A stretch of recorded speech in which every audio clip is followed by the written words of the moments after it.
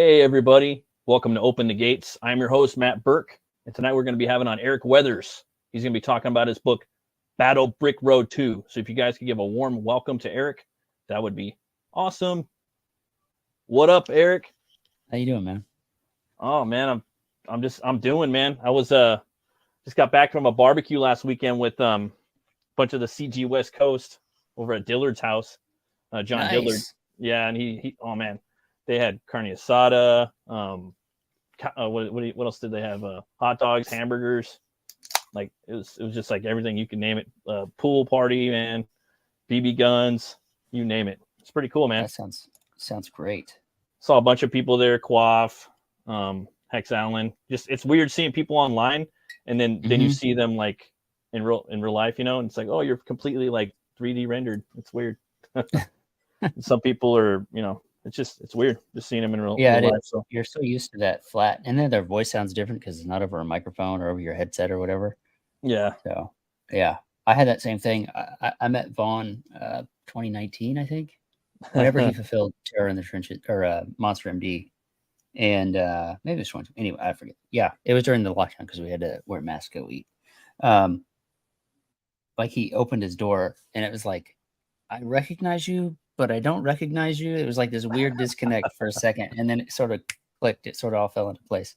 Like, oh, okay, I recognize you. Yeah. So how's the weather going over there, man? Weatherman. That's fine. When I ask everybody that all the time whenever they come on. It just so happens that your last game. It just so happens that I hear that every day. Right. No, it's good. It's good.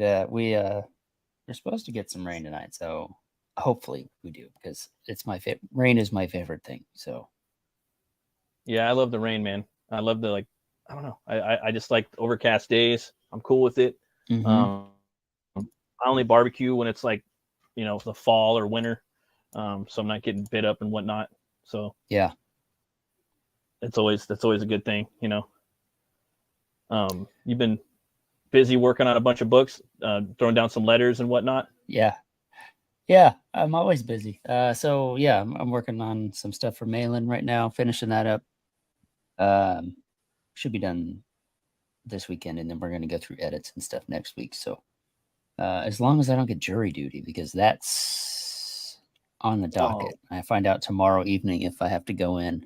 Oh, that sucks, man. So yeah, that's happened to me a bunch of times, but something always comes up, man. I'm hoping. Well, there's some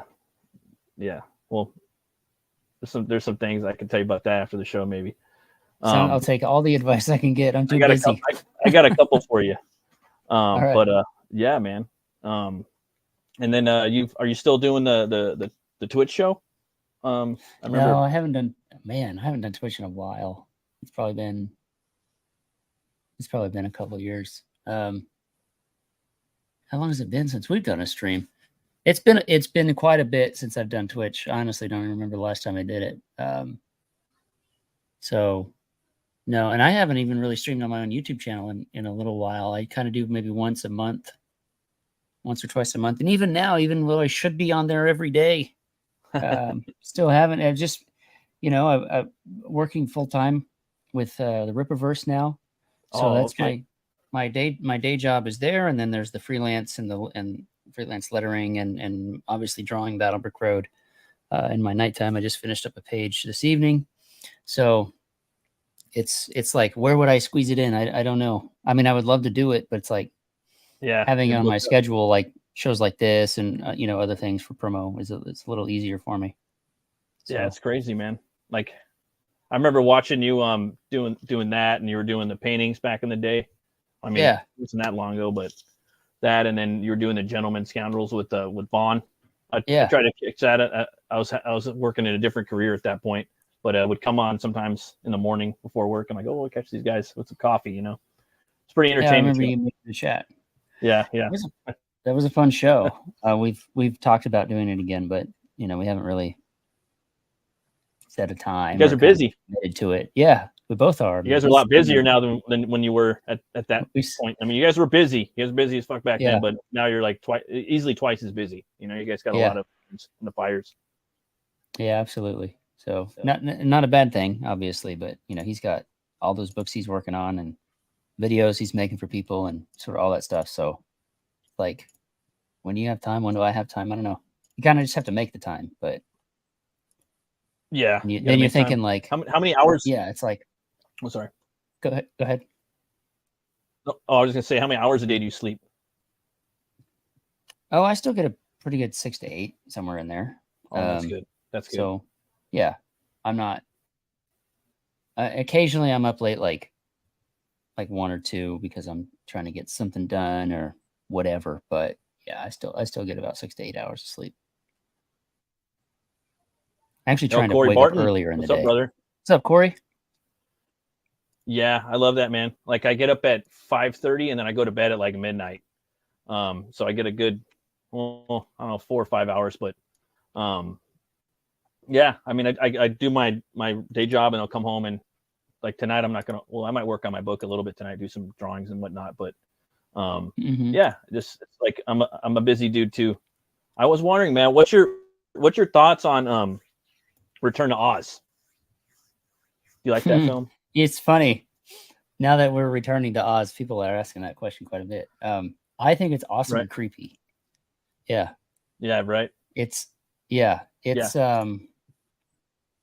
some really wicked stuff, like the queen who can just take her head off and put on a different head, or like was it Gnome King or whatever his name is, that it's like in that cave with the hands and it's wicked. Oh, yeah, D.B. Sweeney, Cagliostro from Spawn, and Merlin from Excalibur. Yeah, he's a good addition to that movie. And then you got Bad Morta from Willow. She's taking her heads off, you know. That movie's scary, bro. I remember seeing it as a kid. And it's like, whoa, this isn't the Wizard of Oz. Like, you know, and I watched it again with my kids, and the wheelies are like kind of scary too, you know. Yeah, they are. But yeah, that'd be fun to come up with stuff for them in Battlebreak Road, to see what I could concept for that to make it even creepier. All right. Yeah, man. I was wondering, man, you got a favorite metal band?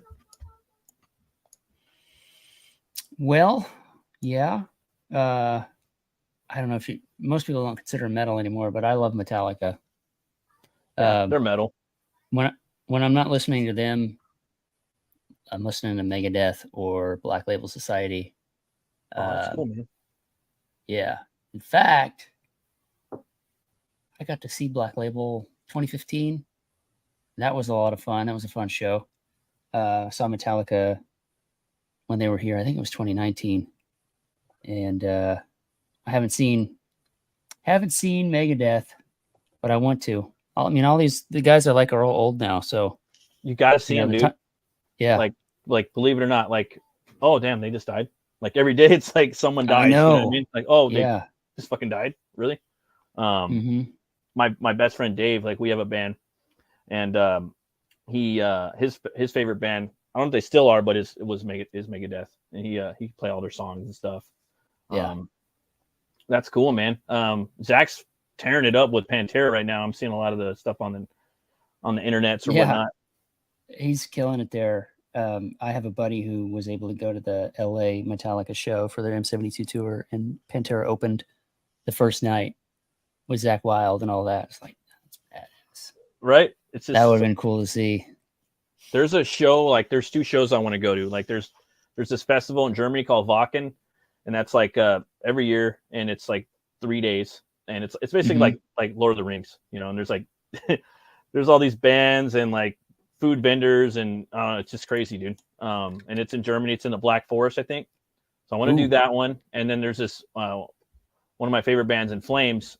They do this thing called Brigham Briner, or they changed the name, but one year they rented out a castle, and so it's in Sweden, so you'd have to like drive into the courtyard, and then have like 2 bands play or 3 bands playing. It'd be like 2 nights, you know. That's cool. I think this time they did Cave. But yeah, they'll have food trucks in there, like gourmet craft stuff. So it's pretty cool. We can't do that here. You can't have a concert at a castle here in the U.S. Nah, maybe a fort. Missed I mean, out that on might that be whole kind thing. of Yeah, a cool. fort, a Civil War fort. Maybe a fort somewhere in like Louisiana. Yeah. Maybe get like a pirate ship, you know, and have the bands play on the ship and get like on the Queen like facing Mary the fort, or you know. whatever. Yeah, or a straight up pirate ship. Maybe you know, and have some speakers set up, some amps. I think that would be pretty dope. That'd be rad. But we're talking about Battle Brick Road, man. You got your own. I'm sorry, what were you saying? I was gonna say, was that Amon Amarth on the intro music that I heard? No, that's actually my band. Oh, no kidding. Yeah. We're actually I'm working on a couple songs right now for my next book. Hopefully a couple, at least one for sure. So I try to do that with every release. It started with Rot 10 Glory and Death Metal Hero. They did that for my first Butch Cleaver book, which was fun, dope. And then I was like, you know what, I could, because I've been in bands growing up through high school and in my 20s and early 30s, and I was like, yeah, man, I want to do that, man. So every book I'm putting out now, either I'm going to put out a song or I'm going to try to find a band to do something that relates to my release, you know. That's great. Yeah. So hopefully and then I could, you know, maybe release that with the campaign or whatnot. So it's just fun. It's a fun thing. And like right now I'm doing that. I'm writing the lyrics. I'm writing the dialogue for my book. And it's kind of going on a quest and editing. It's putting things in there, pardon me, so people could read it and not spoil too much. But I don't know, a lot of thinking. I put a lot of thinking into it. That's good. I like the connection between music and comic books. I think it's really cool to see more things come together like that. Like just even if it's like a theme song or something that's written specifically for your book, and that's all it is. I really like that. Or even like when you're a creative, having a playlist, even if the music is all just music that already exists, nothing new, but like having like a Spotify playlist of like, this is, you know, like what I'm thinking of when I'm writing it, or like the mood I want to have when you're reading it. So like, I don't know if, do you know who Reagan Lodge is? No. Sounds familiar. He's an artist. He's been doing a graphic novel for a while, and he's been drawing it on Twitch, and it's like a diesel punk. Okay. Really, it's really cool looking story.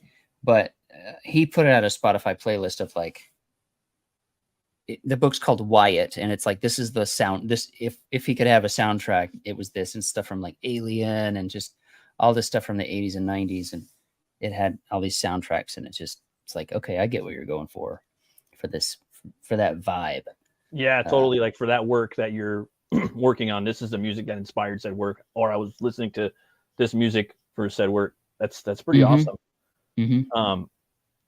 Your book's Battle Brick Road, and Battle Brick Road 2 right now. You've got that out. Looks phenomenal.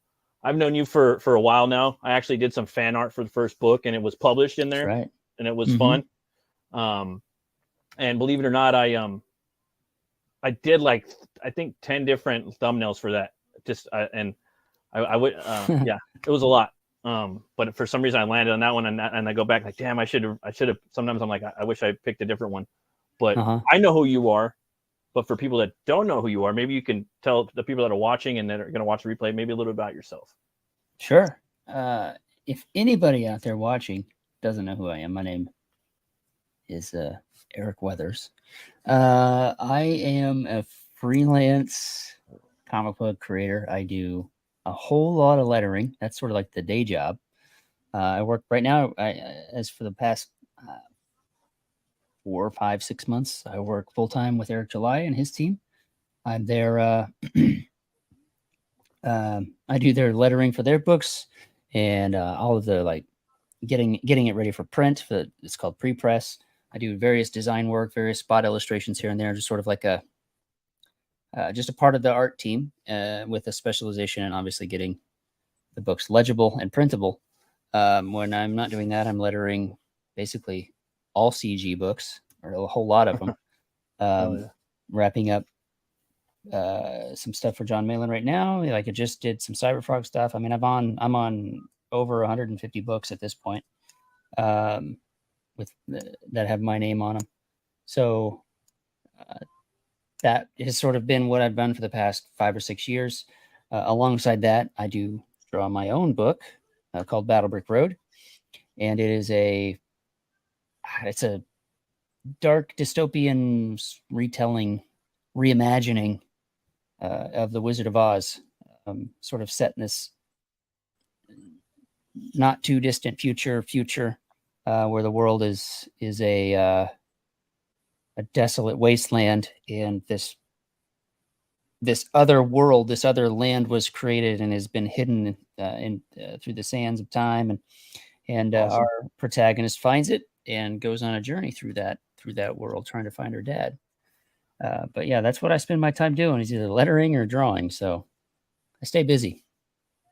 Yeah, man. And I like I said before, like, you used to do these painting streams.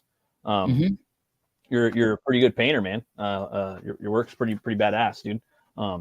Thank you. Also, too, you're oh, for sure, man. And you're drawing your book, writing. You do some of the writing too, I believe. And you also have another writer that's with you, right? Zeb, yeah. I think. So I came up with the concept, and then I pitched it to a buddy of mine who's a writer, and his name's Zeb Hatfield. He scripts it for us, and we do a lot of back and forth, constructing, story ideas, plots, beats, and things like that. But I do the artwork, and he does the wordsmithing. We make a great team because we're coming up with one of the best books. I'll just say it's the greatest independent comic book ever made. Hell yeah, that's awesome, dude. Who are some of your influences, man? Like, I've noticed your art's been changing a lot too over the past few years. For drawing and maybe even writing too, like both. I have been influenced by some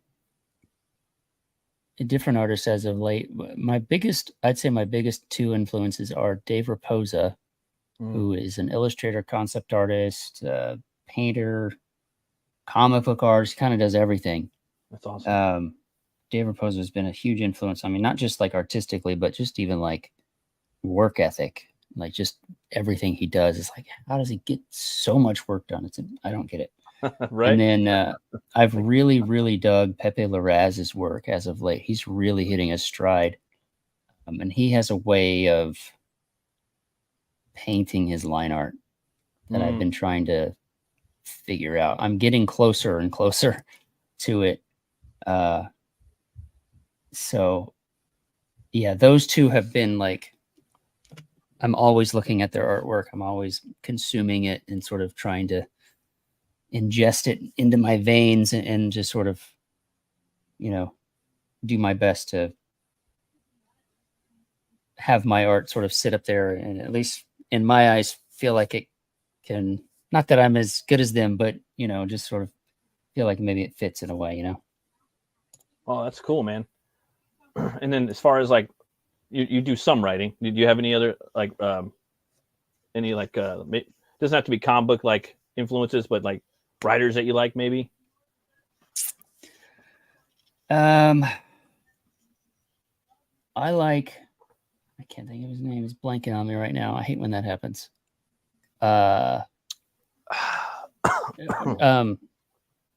Michael Raitt. He's I think that's his name. Zach Howard is the guy that's always drawing his books. They did a book called Wild Blue Yonder together. They did I forget what else. My mind is blank. His name's Michael Raitch or CHT, one of the two. And I think he's the writer. I might have it mixed up.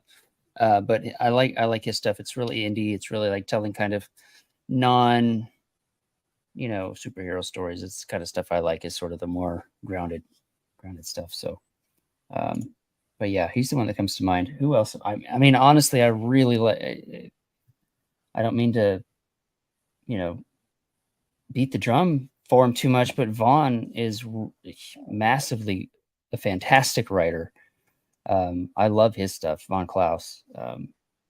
And to say that he's not influencing me in some way would be ridiculous, because he absolutely is. Yeah, he's awesome, dude. I got my Terror in the Trenches book.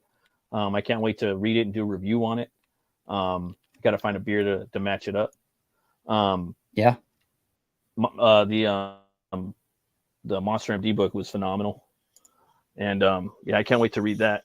It's funny too, because sometimes you can have people that they could become influences on you. Right now, Preston Acevedo, he's my buddy. I've known him for a few years. He's actually a big influence on my work now. He's in my top three. Him and Bisley and Kyle Hotz. Those are like my three big influences right now. Yeah, that's crazy, man. So we're talking about some of your influences. I actually like I like Frank Miller a lot. I mean, it is what it is. I like his work, and I really like Robert E. Howard. I've been reading a lot of this Solomon and Kane. Well, you can't see it, but his stories, they're just real fun. Yeah. Real fun words. Yeah. What up, Pops?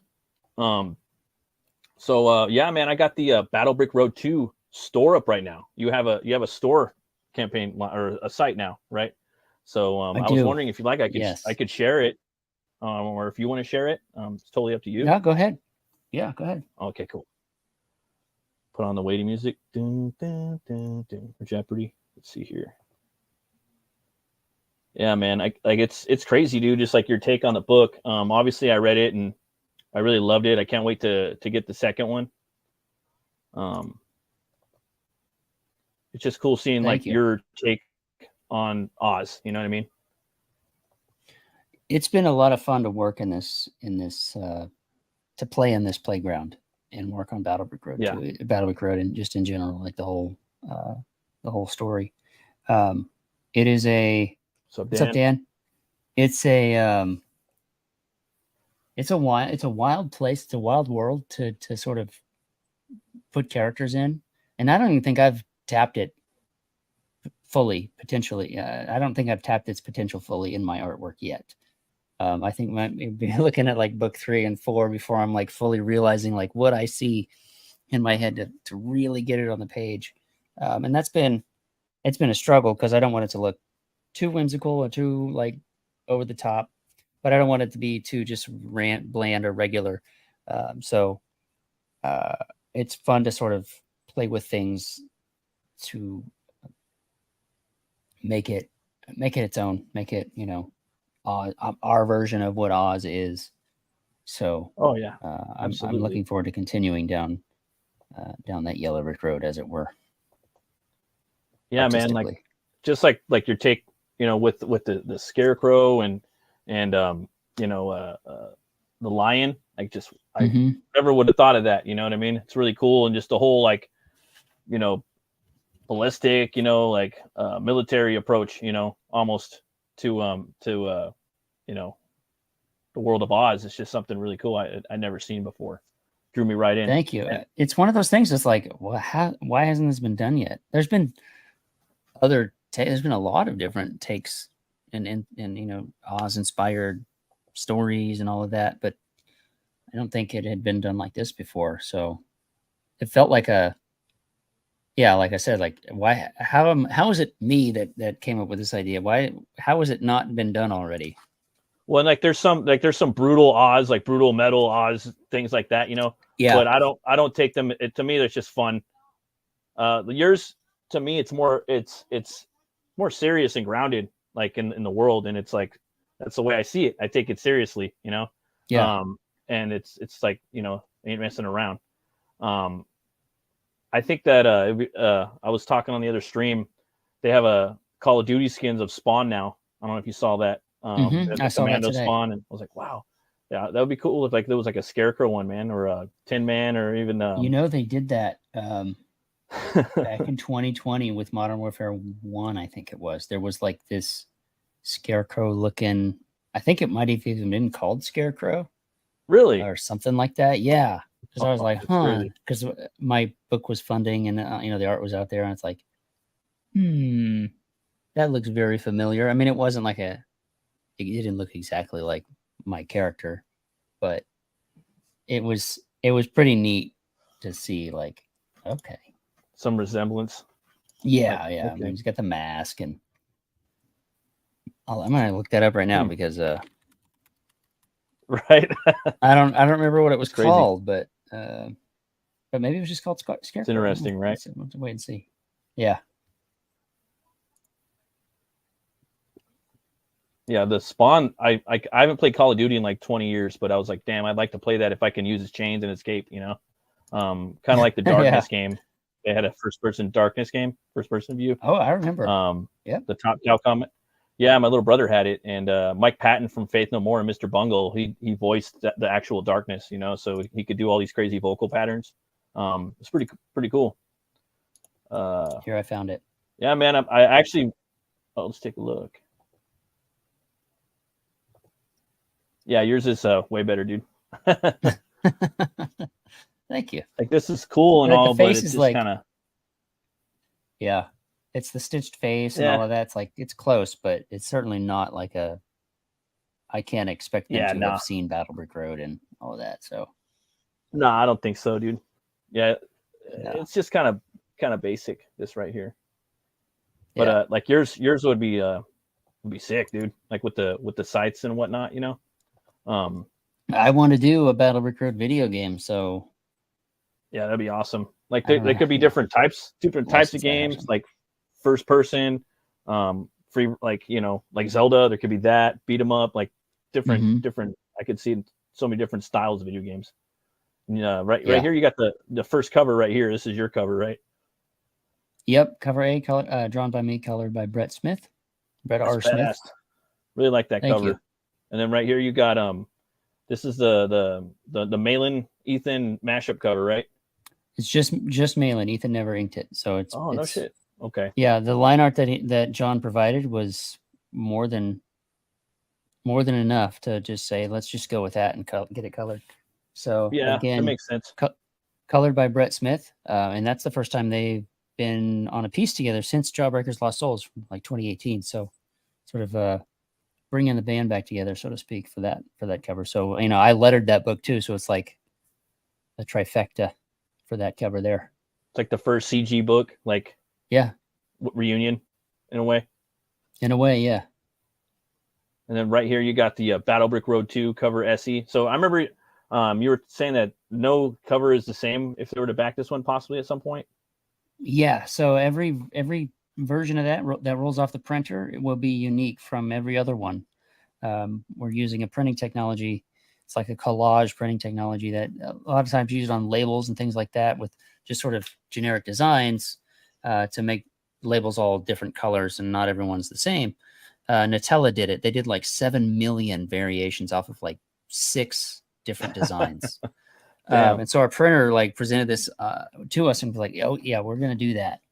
So so every cover that we print will be unique, and it's only going to be available on the website. It's going to be signed and numbered, and you know, the character placement and size and the shapes and sizes of the bricks and all of that will all be different for every single one. Even if you buy more than one, and if you buy 2 or 3 or 100, they're all going to be different. So that's crazy. That's a lot of fun. Yeah, that's pretty cool. So you're going to have some original piece of art. Yeah, unique to you for sure. Then right here you got the dynamic duo bundle with cover A. That's Kelsey Shannon's cover, right? Yeah, Kelsey Shannon's cover is for the reprint of Battle Brick Road 1. Oh, okay. Yeah, I really like that cover, man, too. It's really got like that old school, like 80s comic booky feel a little bit, even maybe like cartoon video game. Yeah, it feels like art. A G.I. Joe like toy card. Like they had the bio things on the back. That's what that feels like. That orange burst in the background and all of that. He really did a good job with that. Yeah, he knocked it out of the park. And then we got the basically the same thing, but with Malin's cover. Then we have the third one. And the one that's unique, every printed version of it, that's your art, right? That's your cover as well. Yes. Yeah. So cool. I drew all the elements that just sort of get reconfigured on every print. So none of it's going to be computer generated. I drew it. It was colored by Steve Cannon. So yeah, all the artwork has been created by me, and I have control of the software itself that does the algorithm. So I'll be able to look at every cover and make sure that things line up and aren't overlapping incorrectly. Somebody's hand going over somebody else's face or something.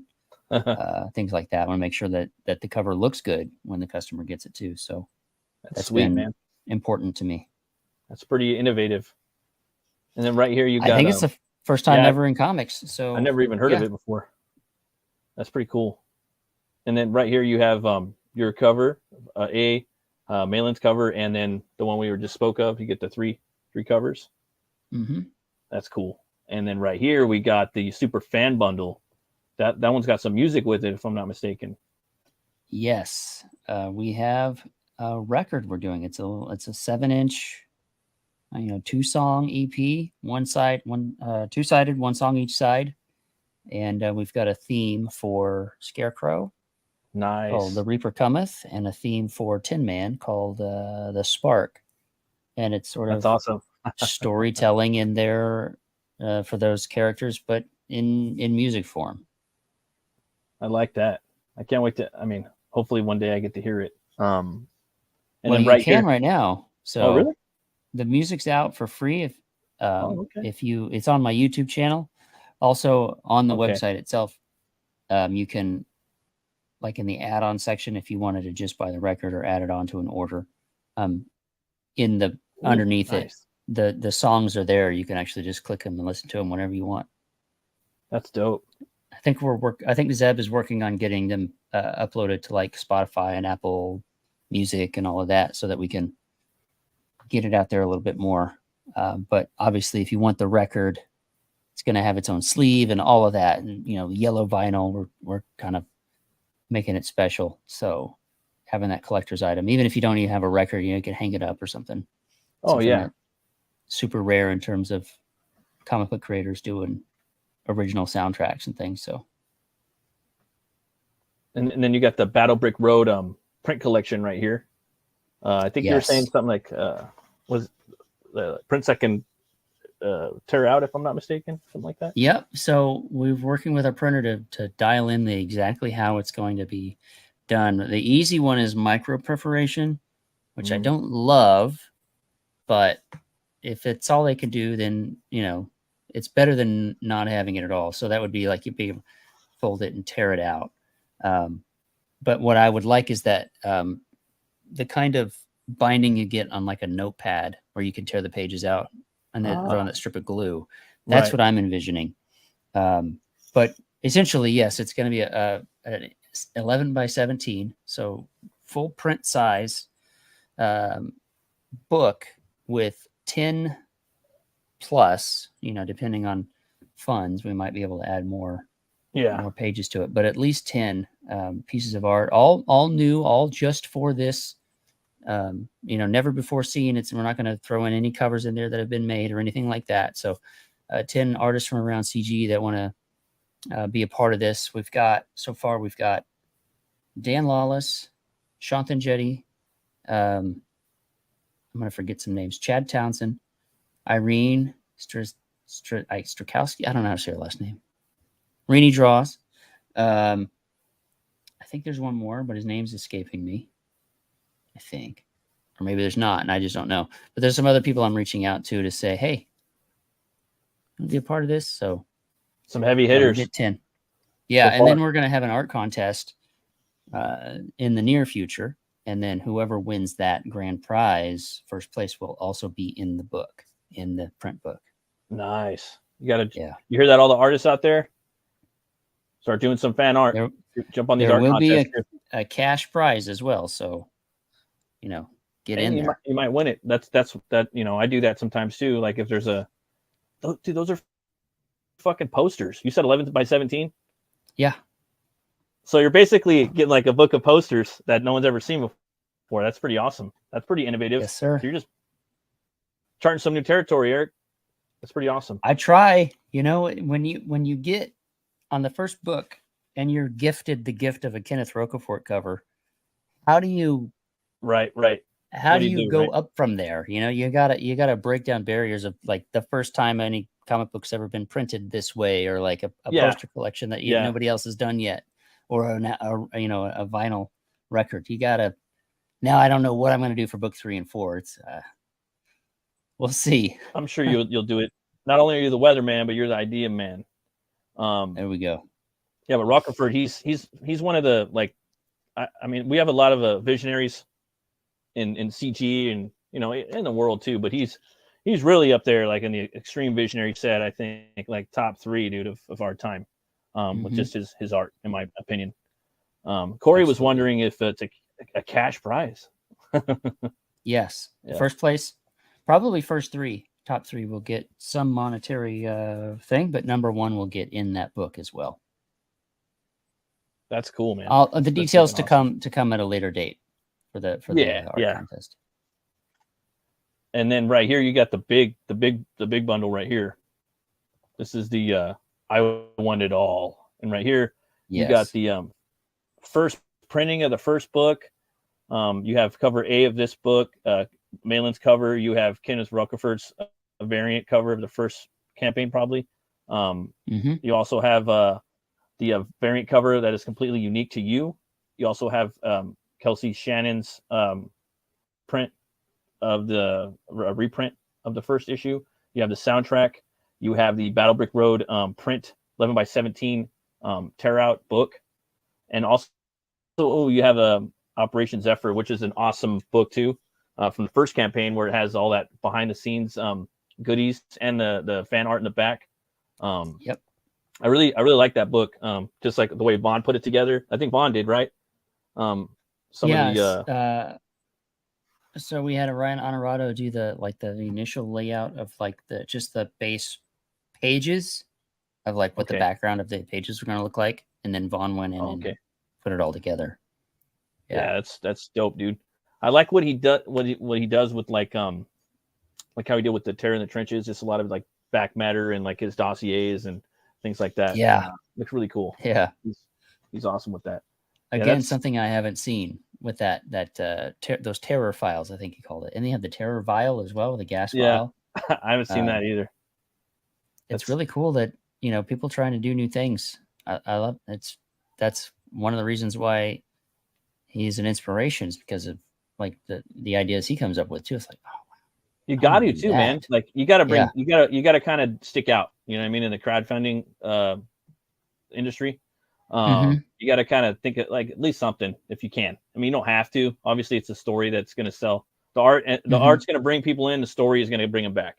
But if you could do a little something different, that's always cool. And you're doing like 3 different things right here. So yeah, maybe I put too much into this one. Who knows? I don't know. I'm feeling pretty good about it though. Yeah, no, this is what you're doing.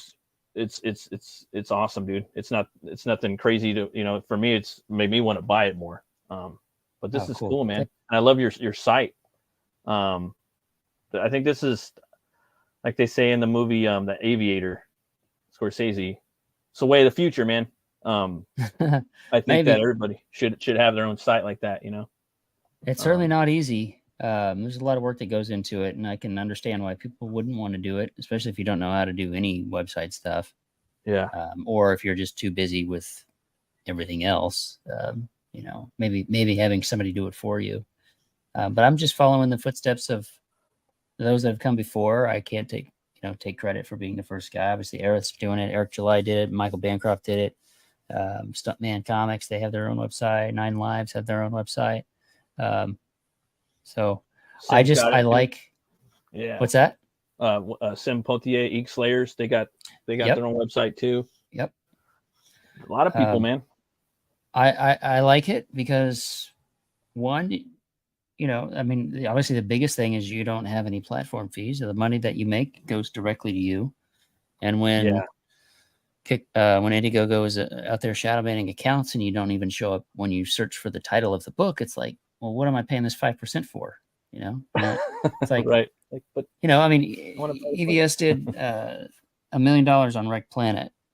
$50,000 of that went to Indiegogo. Yeah, that's pretty outrageous, man. Yeah, it's kind of sad, Like for me, like for my my next book, I'll do Fund My Comic, but my main goal is to have this and have a Patreon. That's exactly what I want to do with exclusive. That's a great way of doing content it too. for Patreon.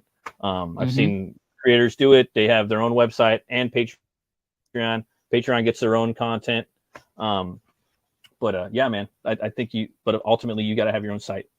And man, you got some more goodies right here. You got that T-shirt, Fear the Reaper. That's pretty metal, dude. That's drew a that? Von Klaus did that design. That's Von. Von did that. Oh, okay. Yeah, Von. Yep. Man, Von's a great artist. I was always like, sometimes they'll be trolling in your chat, like, hey man, you need to draw a book. You need to draw your own book, dude, just for fun, you know. He does. He's a good artist. He's a good artist too. Yeah, he is. Yeah, and you can get the basically add everything on. You can get signatures right here too. Yep. And the great thing about this website too is you're able to order however you want, right? So if you wanted a piecemeal, whatever you want to get A and C and you know, get the record and a shirt, then you can. You're not beholden to specific perk levels that you know, but I want to also get this. So we have that. And the great thing is if you want to come back and order again, you don't have to pay extra shipping. You just put the code free shipping at checkout if you're already a customer, and it will add free shipping to your next order or any future orders, because they'll all ship together. And on my end, shipping prices don't go up, at least domestically. Shipping prices don't go up with the shipping that I'm using. So $8 across the board. If you buy one book or 10 books, it's only going to cost you $8. It doesn't cost me any more to ship it. So that money's going directly into the, you know, paying for the mailer and the postage and all that. So yeah, so awesome, I've been able to find some great deals for shipping and try and keep them as low as possible. That's cool. People are really like big on the shipping costs now, you know, and that's awesome of you to do that. You know, that's, you know, people complain about that a lot. Thank you. Yeah. And you know, there's only so much we can do, but I was able to find some discounts through Pirate Ship, through some of the things they do there, and use that, and I can keep the cost low for the backer, and then, you know, maybe use Mike or Critical Blast for some of that overseas stuff. Yeah, but still within, I think our costs should still be covered. And I don't think we'll be in the red on any of that. Of course, who knows what might happen between now and fulfillment, but because, you know, things are wild out there, but so far so good. Well, and the thing is too, man, like people see you trying. Sometimes a little bit of something is better than a whole lot of nothing, you know. And and putting forth, like, trying to bring it down, you know. Yeah, and that's what I did too. Is not only is it, you know, it doesn't, you know, you can get free shipping on subsequent orders, but our shipping isn't $10 domestically, it's $8, trying to cut costs there for the backer. You're not paying $25, you're paying $24.99, so I save you a whole penny there. What else was there? Oh, I had a thought. I was gonna say, like, at my movie theater, right, it's been closed down for 5 years since the pandemic. It was, at one point, it was the biggest movie theater in the world. I've seen Batman there, Batman Returns, and it reopened, and now they have, instead of, you know, $6 Tuesdays, that's where, like, nationwide or statewide, it was Tuesdays or $6 movies, you know, even before the pandemic, because a lot of people just don't go to the movies anymore. Now it's $5. So yeah, that's where I'm going to go. It's just $5. Got that nice ring to it. They just bring it down $1, you know, and then also they're offering Sunday until 6 p.m. $5. So I'm like, oh, well, looks like we're going to go watch Aquaman. Looks like I might go see the Expendables someday, or, you know what I mean? Like, it's $5. I can take the family because it's $5. That's what, much. Yeah, so we do that. There's an AMC here. They have during the summer, at least here in our town, they have $5 Tuesdays. Yeah. So I'm able to take the boys to go see, you know, movies that would normally cost us way, you know, $15 to $40. Yeah. And then $40 just for all of us to go. And it's like, if you go for $5, you could probably get a bucket, you know, and maybe get some popcorn, you know. I don't know. I like getting popcorn in the movies. And plus we're in the we're graced with a drive-in here where we live. Oh, and we're going to go see. They're doing $15 carloads this weekend instead of individual tickets. We're going to go watch. And there's Blues Brothers. Oh, okay. That sounds like fun. I thought you were going to say the Expendables 4. No, that is showing, but they're doing on Sundays in the summer and in late summer they do like throwback movies and stuff. So those are the best, dude. Stuff in the 80s. Yeah. Yeah, like we saw Beetlejuice last year. Oh yeah, I love me some Beetlejuice. That Michael Keaton poster just dropped online. I don't know if you've seen it yet. but it's him in the garb, and then he's got the whole like number, and he's waiting at the end, the lady gives him the number. I'm like, finally, I got my, I didn't see that. I Is love this me real? I think it is, dude, and it says 2024, and yeah, man, I've been waiting for Beetlejuice my whole life. Like I love Beetlejuice. I love that universe. I got the cartoon on Blu-ray, all the seasons, Emmy award-winning cartoon. Different universe than the movie universe, but it's still dope. I let my kids watch it. But yeah, man, I was talking about on the last stream I was on. A lot of people aren't probably going to go see the Expendables 4. But I want to check it out. I don't know if it's any good. Yeah, I mean, to me, like the so far the trailer, it looks kind of weak. I mean, I'm not really pumped up. Like, I'm not seeing some really cool stuff. I'd like to see what Tony Jaa is going to bring to the table, and then hopefully Stallone does some cool stuff. Maybe Statham does some cool stuff. They're really pushing it's rated R, not PG-13 factor. But half the team is like kind of gone, dude. So I don't know. Maybe I'll check it out if. But I don't know, man. Like there's just not that many movies coming out this year. Really, like I really want to go see. So far. Yeah. The best movie I've seen really last year, I think, was Puss in Boots. I think that was probably the best movie I've seen last year. I was like, yeah, that Puss in Boots was really good. Like I took the whole family, that one and Mario. Like, I mean, hate to say it, I mean that I could think off the top of my head. I wasn't really blown away this year by anything. And no, I didn't see Puss in Boots, and I'd only ever heard glowing reviews for it. So we'll have to check it out. It has one of the best. Saw Mario. Yeah. What else did we see? We saw the Ninja Turtles. Like, that choppy animation like Ninja Turtles and like Spider-Verse has where it chops. Well, in the movie, like Puss in Boots, he's like about to die and death's coming after him, and it's voiced by Pablo Escobar. He's a wolf. He's got these two sights similar to like the Reaper, and he's coming after him. And whenever he comes after him, that's when the animation gets all choppy, like, the new trendy animation, and he's in a retirement home with other cats. And then, it's hilarious, dude. I highly recommend that movie. It was surprisingly the best movie in the Shrek franchise. And I like me some Shrek. Okay. But, yeah, man. And then we got a free print right here. Every single backer is going to get this free print, right? Yes, every backer will get that print. Artwork by Otis Frampton, who does just a cute style. He's got a really great style for kid-friendly stuff. He's a huge Oz fan, so he reached out to me last year. It was like, "Hey, I want to do a piece for this. Let me know." He said, "Just tell me when you're ready for me." And I got the piece from him earlier this year, and it turned out. I mean, I didn't see any preliminary sketches or anything. He just handed me this. I was like, dude, this is amazing. Right. He even sent the original art to us. So I gave that to Zeb because he's got little ones. I have an 8 and a 13-year-old, but he's got 4 and under. He's got little tots running around. So I got a 4 and a 10-year-old, but they'd both love this stuff. Yeah. So, but no, Otis is he's always been around. Like, I've always known of his work. And to have him a part of this has been wonderful, but he's in the hospital right now. He had brain surgery and it went bad. Oh, so man. It's been a wild time waiting for good news from there. So he's going into re-surgery a second time, like tomorrow.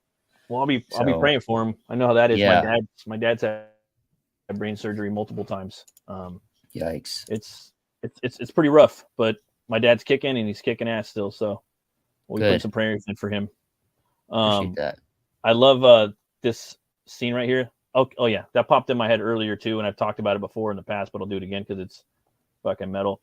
You're not afraid to show a little bit of like gore in here or blood. You know what I mean? And it just makes it serious. It's not overly cartoonish, but it's there. And it makes the story that much more intense. I loved it. And thanks. Yeah, I know some books can be gratuitous with it, and some books can shy away from it completely. I want to try and ride that line where you're going to see people getting their throats cut. You might see somebody get disemboweled, but once in the book, like in Battle Bridge Road 1, where the guy gets his guts torn out by the Kalida. We're going to have more things like that, but not. It'll be like one thing, like.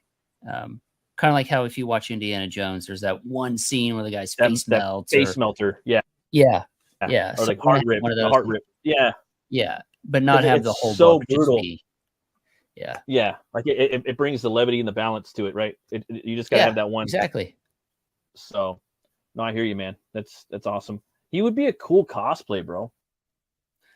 Okay, and kind of and doable. Like I have like military surplus stores in my neighborhood. I could totally, yeah.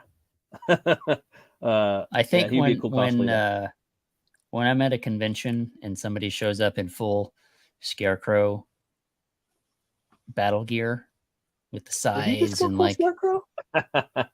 did he just go full Scarecrow? Yeah, that will be the like that'll be like, okay, we made it. Like that's legit. Right? Hey dude. There's gonna be a big CG con, like a real big CG con someday, and you know, I think you might be surprised at some of the things we see there. Who's this character right here, dude? Cool. So his name, well, we've had a lot of back and forth on the guy's name, but his name's Grunge. Okay. He is, if you notice, I think we got to adjust the colors a little bit on that still, but he's the leader of the Lollipop Guild. Oh man, okay. But we don't call them that in the book, so I don't want to right. I don't want to have those words in the book. So then you start singing this song in your head when you're trying to read Battle Brick Road. It's all like just in the imagery and not in the actual something guild, you know. I don't know. But but so he's their leader, and he is a tyrant, and you know he's kind of got. If you imagine, did you ever see Book of Eli? Yes, I so have. The Gary Oldman character in Book of Eli. Yes, he's my favorite actor. Yeah, that movie. Oh, mine too. Yeah. Who's your favorite actor? Yeah, Gary Oldman. Yeah.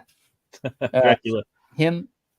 Him was sort of an inspiration for this kind of character. We're just like when he's in Hannibal, The Professional, like when he's just he's just that a craziness.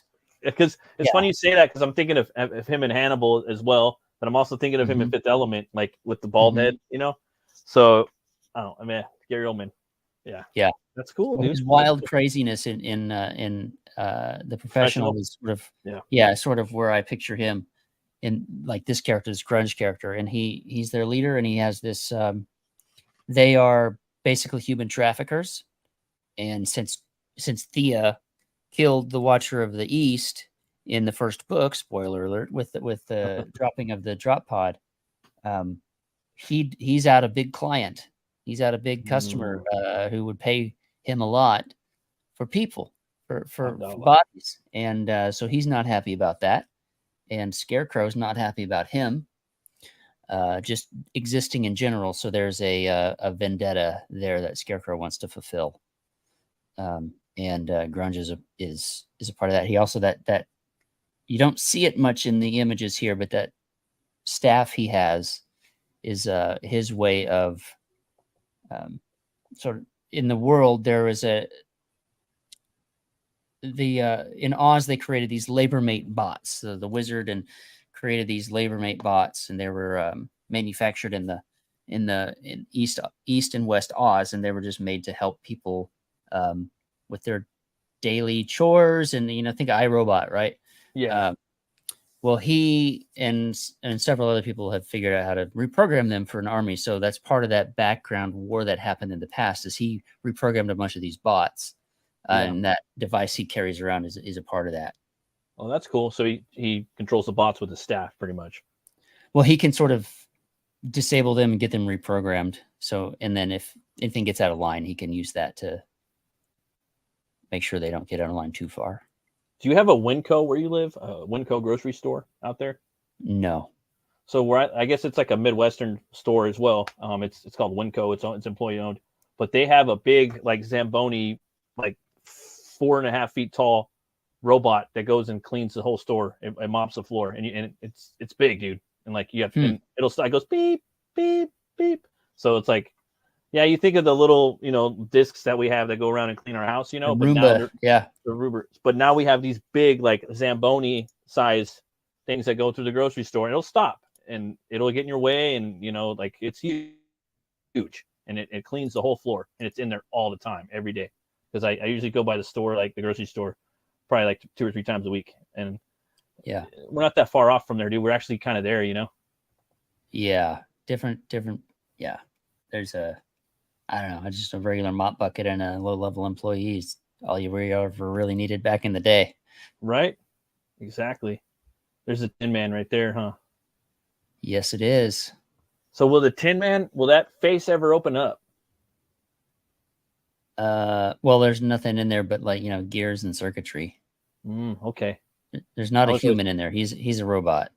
Okay. Will the face ever transform into something other than that? I don't think so. There is something wondered. like that in the book. Yeah, but it's not for Tin Man.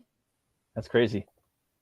I love the way you handled the I forgot which it was, but it was at the end of the first book. I was like, dang, this is really cool. And then Eric Canetti did that piece of art for it, I believe. Oh man, yeah, so the cool. Watcher of the East. Watcher of the East, so cool. And I just love the way the story ended. And I can't wait to get this book. I haven't backed it yet, but I will back it, and I cannot wait to get it. Yeah, it's like we're really pushing the envelope with the story here. Obviously, Scarecrow was a huge hit, and we just teased him in the first book. Teased him. A lot more Scarecrow. Teased him. I feel like the first book was like the first part of the first movie, but in your eyes, if that makes sense. Like she just barely like landed out of the tornado at the end of the book, right? That's how I felt, because in the Scarecrow, she has to go through some shit before she gets to him in the movie, so, and that's barely like kind of where this one picks up, but so much more, like all the different types of apes that you have instead of just the monkeys, like the chimpanzees. Oh man, so cool. Yeah. But you hear that, guys? You guys got to come over and back Battle Brick Road 2. You can come to the site, basically pick out whatever you want.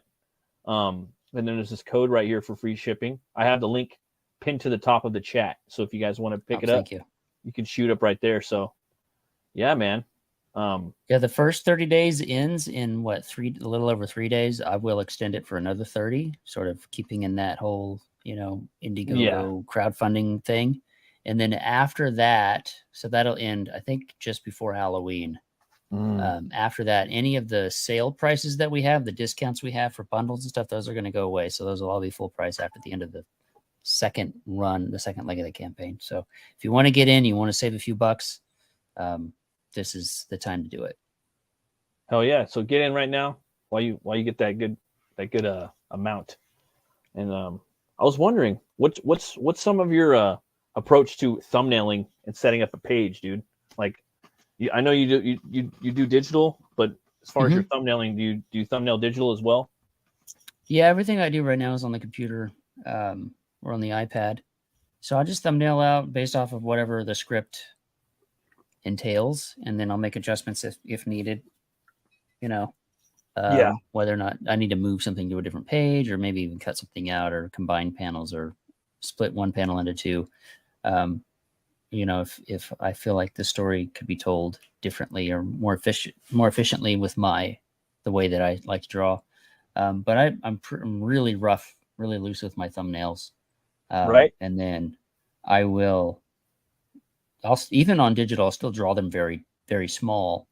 And then I'll blow them up to the size of which I will draw at. And then from there, I will sort of do another iteration of that. And sometimes when I rough in over my thumbnails, sometimes I'll completely change the layout, because I just need to get those ideas down. And then if I see them, I think, oh, and that would be better if I do this. So it's never really locked in until it's ready to ink. Like for me, I do the same thing too. Like I was, I type up a whole script, and then I wait for that page to get to that page. Then I do my thumbnails after that, so I can just have it there. But I try to keep it open, unchained, unshackled. That way it's fun. Okay, time to get to page 40 now. You know what I mean? Yeah. Let me read the dialogue and see what's supposed to be there. And then I don't know. I try to think about it too much when I'm writing it. And then I get there, I'm like, all right, cool, let's do that. And then Just keep it kind of amorphous, you know. I think it's the same thing for writing too, man. You kind of just gotta, if you come up with a cool concept, you just gotta kind of get it down on paper, or type it on your phone just to get it out there, and then start whittling away at it, you know. Yeah, we work pretty well together in a like quasi Marvel method. Like he'll write dialogue, but it's always sort of rough dialogue. Very few lines make it completely from like the draft that I draw to the one that gets lettered. Not very few, but quite a few lines do get changed just because you can think of something better or something. Yeah, we sit down and like write the dialogue after the book, when the book's ready to letter. So like there's rough dialogue in there, but then we'll go through, hey, let's change this line, let's cut that, let's add this here. Yeah. And some lines are just like, no, that's gotta fucking stay. Like that was there from the beginning. Oh yeah. Yeah, like that's sure. Like for me, like I love like little signs, or like, oh, that's a hook right there. Like that's a catchphrase, or that's a little cheesy. I'm gonna roll with it. Like, or just something, you know, like that has to stick, you know, or you have. Yeah. I don't know. A lot of East's dialogue was from the jump, like perfect. And we kept in the way he wrote it the first time. Yeah. So I believe in that from the jump thing on a lot of levels. Like I think that also boils down to sometimes when you're doing your thumbnails where you're like, ooh, you like, it's so good, it's so loose. You know what I mean? And your first sketches for that thumbnail, you don't want to lock it into some inks. You know what I mean? And it's hard, you know. And your brain just really knows. And I compare it to with like writing music. Sometimes like that first riff that you write is generally probably the best one. Not all the time, but like a lot of the time, man, most of the time, it's just it's so raw and it's to the point, and it just, I don't know, there's something on that wavelength where that initial riff or thumbnail or dialogue that you said, sometimes it really cuts to the heart of it, you know. I don't know why that is, but it's true. It's like if I do concept work for character design or something, it's like sometimes it takes the iteration, sometimes it takes the 6, 7, 12 designs before you get it right. But a lot of times that first one is like, that's the one. It's annoying too, right? I'll do 3 or more. You know, you do a few more to see. Yeah, you're like, the first one was like the right looking one. at you. It's like looking at you still. You're like, yeah, you're good. You're good. Yeah. All right. What's your favorite movie? My go-to answer has been, for the longest time was Saving Private Ryan, but honestly, good one.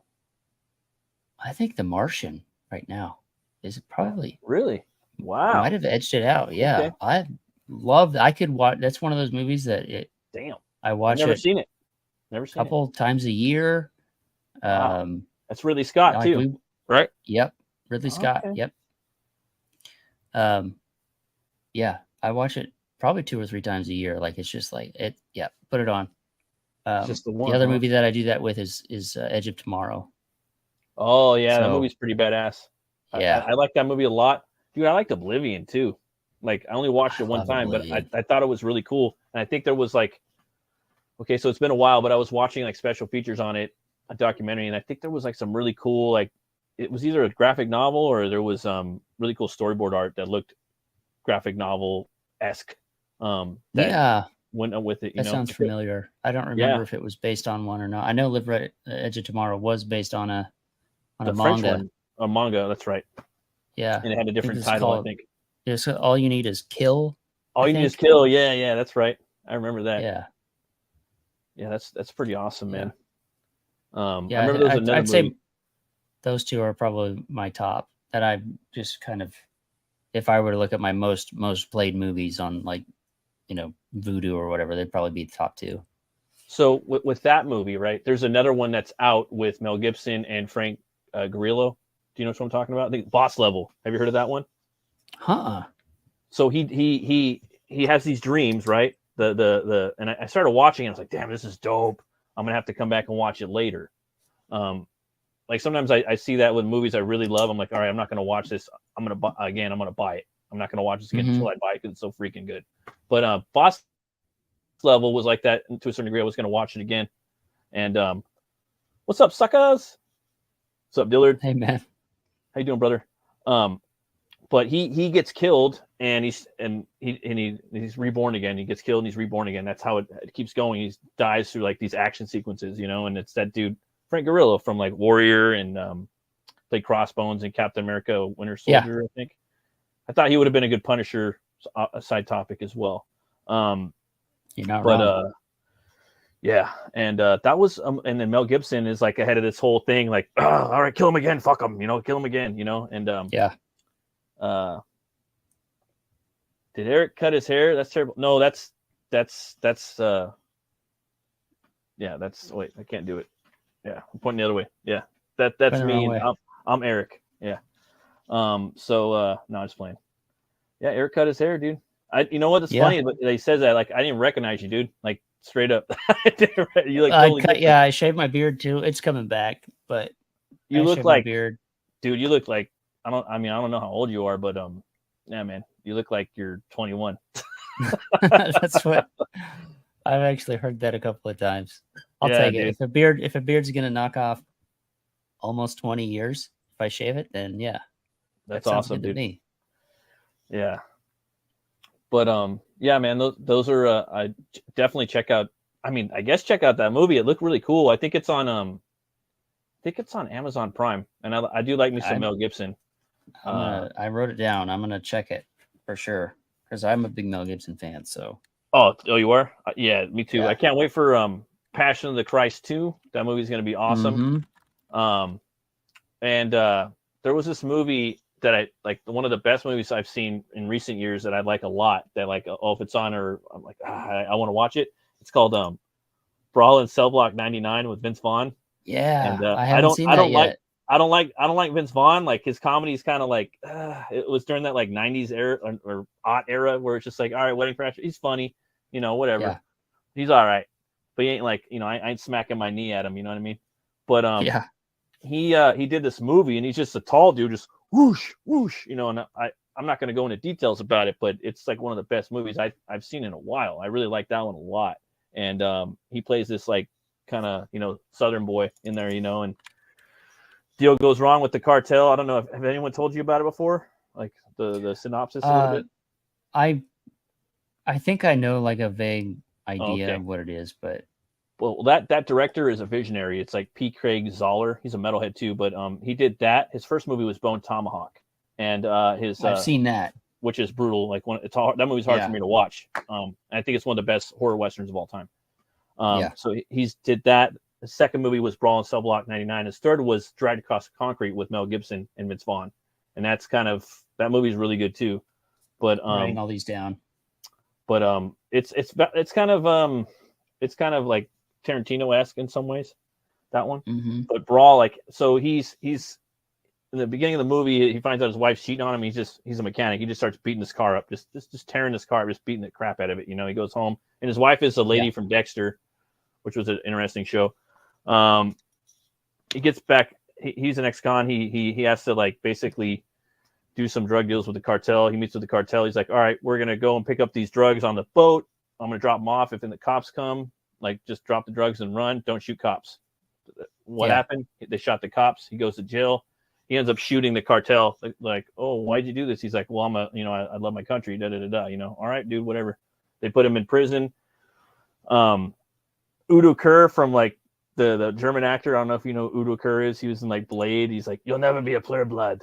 He's in there. He's like this crazy German like doctor that's working with the cartel, and they're like, basically, we want you to kill these people for us. If not, we're going to take your wife and we're going to get the baby and we're going to snip the baby's feet off inside her womb. Yikes. Yeah. Yikes. So he has to go to all these prisons and fight all these different people for the cartel and kill all these people for the cartel. And eventually he ends up in this crazy prison that's at the very end of the movie with Don Johnson. He's a warden in there, and I'll just leave it at that. But the fight scenes in there are really cool. Don't ruin it anymore. Yeah, it's already a lot right there. But the fight scenes are really cool, just the way he moves. That one was cool. And then I really like The Northman. A lot of people love or hate it. That was another good one. Eggers, I think he's a really good director. And I love Mandy with Nicolas Cage. I don't know if you've seen that. I haven't seen Mandy. I saw Northman, but not Mandy. Mandy's out there. It's more of an experience. So is The Northman. Okay. But But yeah, it's far out. But what he just watch the trailer, Eric. Watch the trailer for Mandy, and then watch the movie. It's okay. It's a I heavy think I metal. remember the trailer. Like looked like it was pretty balls out, crazy. So yeah, it is. Yeah. You got a favorite beer you drink or what? You got a favorite brewski or? What do I drink? I like kind of. I don't have like I love Guinness, but No, Guinness is good. Dude. Yeah. I like IPA. I know I like IPAs. I'm like I'm on both strata between stouts and IPAs, but I haven't. IPA right now. Last one. It's a delicious had a drink stone. in a while. I drink Thursdays. I drink once a week, unless there's like a barbecue. I went to Dillard's, had a couple Coronas over there, but other than that, I drink Thursdays on this show. I switched my diet and it doesn't include alcohol. So unless I'm drinking like, bourbon or something. So I haven't had a beer and I don't know how long. Bourbon's, it's been months. That's my favorite, like other than beers, bourbon. Yeah, good like rye. Yeah. So, but yeah, Guinness is my go-to. Solid. It's a good one. Not in the summer though. I drink a nice, extra hoppy IPAs. I love them. I don't know why, but I love that bitterness. Yeah, it's crazy down here. There's like oceans of IPAs in California, bro. Like where I go to here too. So I do my beer reviews. Where I go, there's literally there's like 1,000 different beers, and I can go build 6 packs, and I only buy I buy 3 different beers whenever I go if I can. Yeah. That way, because there's no rating system for alcohol. Like you can buy a beer from Germany, you could buy a beer from, Africa, you could buy a beer from China. There's no rating system. There's no so if I buy 3 and drink them in the same day, I'm not gonna have some crazy like expiration date hangover, by the time I go to bed. So yeah, I can handle that, right? Right. So, but man, the German beers are always like my favorites. Like I don't know, I really like the Polish beers and the I don't know the kind of the European beers, but the German beers are really good. I don't know, man. I don't know them well enough. Although I had a friend who went to Germany and he brought back something, and I don't know, Kunkel. Dunkel, yeah. I think so good because they kind of created beer. Like the oldest brewery, like my favorite beer is from Weinstefaner, or they pronounce it Weinstefaner, and they have a plethora of different beers. But my favorite by them is Vitus. It's like a 7%, but it's a dark Hefeweizen, a dark wheat beer. It's so good. It's like 7%, but man, like so many good beers from Germany. That's like recently, that's like the one place I want to travel in the world more than anywhere because they have Beer Fest. They have the castle tour where we could take the Rhine cruise on the Rhine River and check out all the cool castles. Oh, that sounds awesome. They have, I forget the name of the town. It escapes me, but they have the oldest preserved Viking village in the world, even more than anywhere in Scandinavia.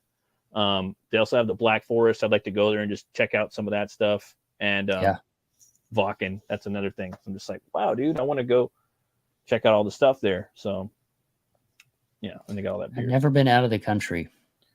I've been to Mexico. Shame. I went to Guadalajara about a year and a half ago to see my father-in-law.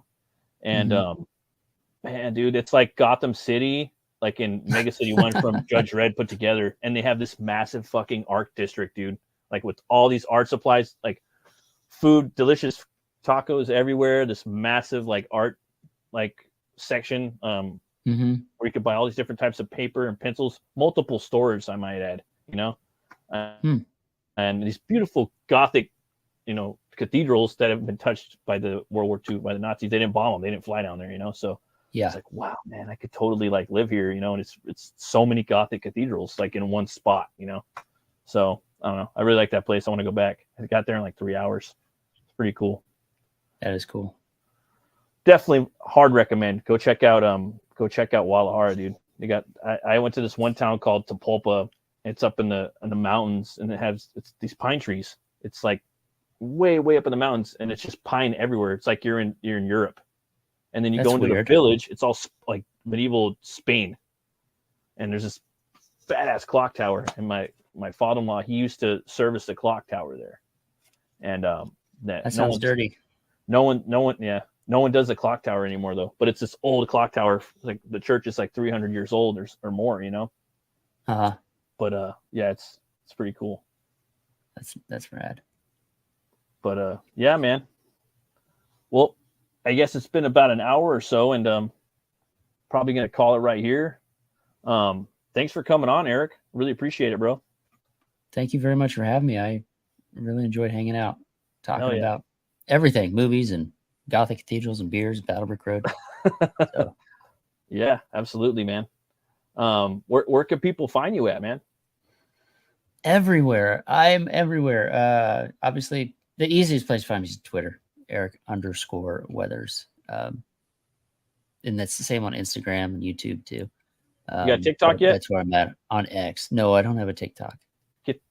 Get the TikTok. You got to get it going, man. I know you don't want the Chinese to get in there, but Chinese spying on me. You got to do it, man. Know all my secrets. That's where everybody's at right now. I was telling everybody that at Dillard's house too, at the barbecue. Cool. So TikTok. They can all find you. They can all find you there, huh? I just started my TikTok about 6 days ago. So I'm doing shorts on YouTube, and then I'm putting them over on to TikTok.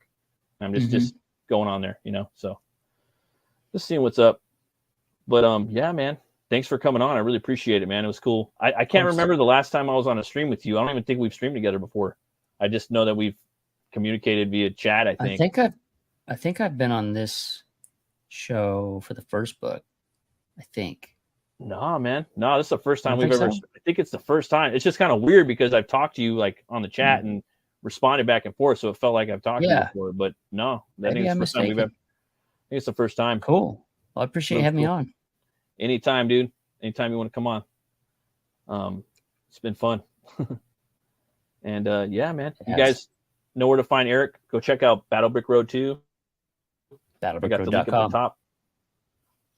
And it's pinned at the top, folks. Oh, look. Bascom. He's looking. What's going on? What's really going on over there? What's up, brother? Yeah. And yeah, thanks for watching, folks. Really appreciate it. Always remember to be bold, be brave, and you guys got to roll the bones to know your role. I'll see you guys next time. Bye-bye.